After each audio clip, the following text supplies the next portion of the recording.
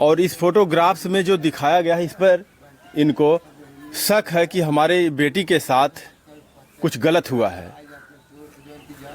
अब हम इनसे बात करेंगे, आखिर आपको ऐसा क्यों लग रहा है कि इस फोटो में जो है, इस पर आपको शंका है कि आपकी बेटी के साथ गलत हुआ है?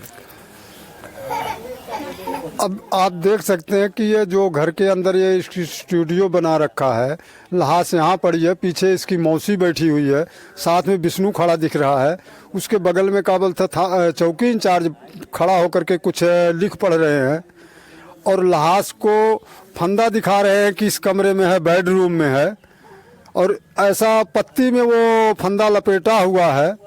और जब हम जाते हैं तो लाश बरामदे में मिलता है। तो इससे हमें पूरा संदेह है कि इसकी हत्या इस स्टूडियो के अंदर किया गया है। अगर वे फंदा लगाकर इसमें फंदे में झूलती तो बिना प्रशासन के गए, बिना उस चीज को जो इंक्वायरी करते हैं उनको आने से पहले लाश को क्यों उतारा जाता है? बिना हमारे जाने के, मान लो मैं नहीं गया तो प्रशासन तो वहां पहुंचनी चाहिए लाश उतारने के लिए। अगर चौकी इंचार्ज साहब के हाथ में ये है पावर कि वो उतार के स्टूडियो में ले जा रहे हैं, स्टूडियो से फिर बरामदे में ले जा रहे हैं, तो मैं मान लूंगा कि ये ठीक है। लेकिन इस जो है स्टूडियो का कोई जिक्र नहीं आया है, कहीं नहीं हुआ है। तो और ना ही हमें बताया गया है। जब ये फोटो हम कहीं मोबाइल में हमारे बच्चे जब देखें तो बोले पापा ये देखो स्टूडियो का फोटो है और ये क्या बोलते हैं बेडरूम का फोटो है, और इसमें देखिए कुछ नहीं है, और इसमें देखिए क्या बोलते हैं मालती की लाश पड़ी है, साथ में चौकी इंचार्ज जी खड़े हैं और विष्णु खड़ा है, उसके पीछे मौसी उनकी बैठी है। और सबसे महत्वपूर्ण बात है कि जब मेरी बेटी चाहे यहाँ हो या अपने ससुराल थी, रात को सोती थी तो वो पानी अपने साथ लेके सोती थी। इसका मतलब ये जो लोटा दिख रहा है विष्णु राज के पैर के पास, हाँ, आपका कहने का मतलब है वो यहीं पे सोई थी और लोटा लेके सोई थी। वो लोटा लेके पानी लेके सोई थी और इसको यहाँ मारा गया। ये जो फंदा वगैरह दिखाया जा रहा है ये सब फंकस है, ये सब झूठ है। उसे यहीं मारा गया। ये सब एक बनाई हुई कहानियां बनाई जा रही है। इसमें कहीं प्रशासन भी, हमें ऐसा संदेह हो रहा है कि इसके अंदर ये सब महान गहन कहानियां प्रशासन द्वारा किया जा रहा है। जो वहाँ के चौकी इंचार्ज वगैरह है, आप साफ देख सकते हैं चौकी इंचार्ज जी ये स्टूडियो में खड़े हैं। अगर जो हम झूठे हैं तो ये तस्वीर नहीं झूठा है। इसमें साफ दिख रहा है कि मालती चौहान उनके स्टूडियो में पड़ी हुई हैं, उनका शव पड़ा हुआ है, उनकी मौसी यहाँ पे बैठी हुई है और ये इंचार्ज साहब यहाँ पे कुछ लिखा पढ़ी कर रहे हैं और विष्णुराज बगल में खड़े हुए हैं।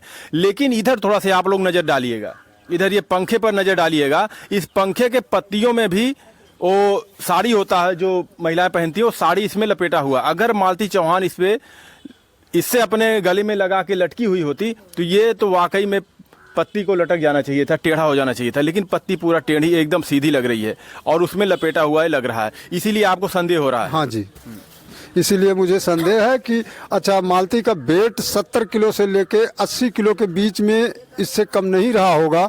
इतना वेट एक पंखे के ऊपर और पत्तियों में लपेटी हुई साड़ियाँ, वो ऑटोमेटिक का बोलते हैं टेढ़ी बिंगी हो जाती। कुछ ना कुछ तो होता है इसके अंदर। यानी आपका कहने का मतलब है ये जो पंखे में लपेटा गया है साड़ी, ये गलत लपेटा हुआ है। इनके मरने के बाद यहाँ पे इनको मारा गया है, इनको स्टूडियो में ही मारा गया है। मैं बार बार यही कहूँगा। और ये सब जो बेडरूम का दिखा रहे हैं क्योंकि वो बेडरूम में सोती नहीं थी, कोई रिश्तेदार चला जाए या कोई चला जाए उसे बेडरूम में सुला देती थी, अपने खुद या वो सारे में सोती थी बरामदे में, या तो स्टूडियो में जाके सो जाती थी।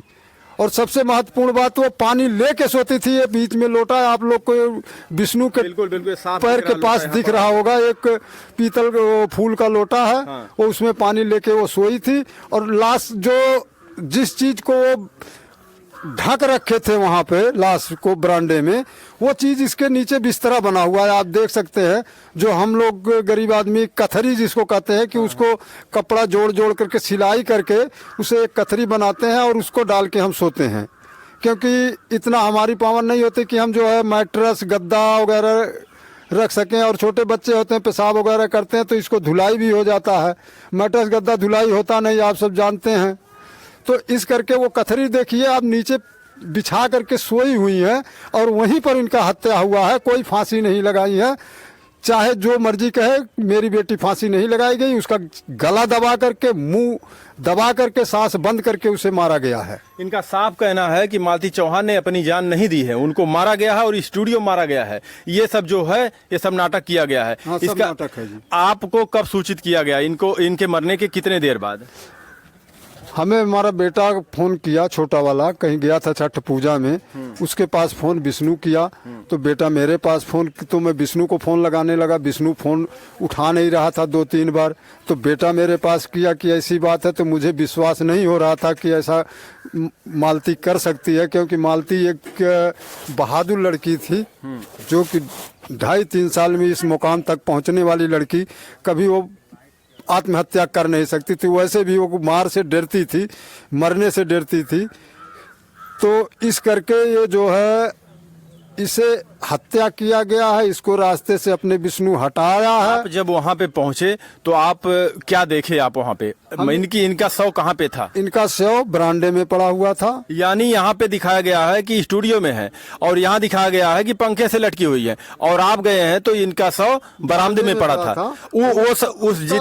आप सब देखे होंगे, लोग उसका भी बना रहे थे, जो वीडियो की शव कहाँ पड़ा हुआ है, तो बरामदे का भी वीडियो आप देखे होंगे। लेकिन इस स्टूडियो के बारे में किसी को नहीं पता है कि स्टूडियो में लाशें थी।